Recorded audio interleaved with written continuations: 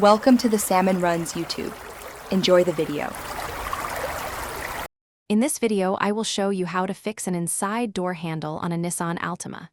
This is a common issue, often due to a small plastic piece breaking. You'll need a few basic tools, including a Phillips head screwdriver, a 10mm socket, and a trim removal tool. Performing this repair yourself can save you a significant amount compared to professional service, typically around $100 or more. First, you'll need to remove the door panel. Begin by gently prying up the window switch panel with a small flathead screwdriver or trim tool, then disconnect its electrical connector. Next, remove the screws. Typically, there's one behind the door handle and one or two in the armrest area. After removing the screws, use a trim removal tool to carefully unclip the door panel from the door frame, working your way around the edges.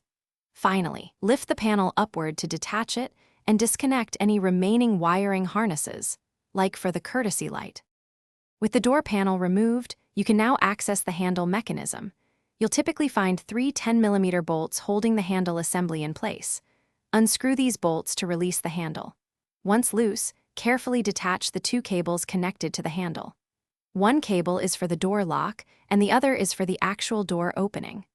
Often, the problem is a small plastic piece on the handle itself that has snapped, preventing the cable from pulling effectively.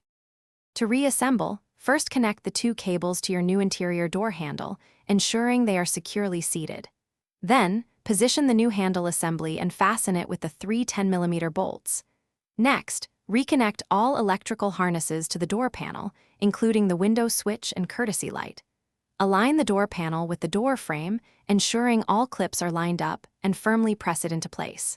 Finally, reinstall all screws and snap the window switch panel back into its original position.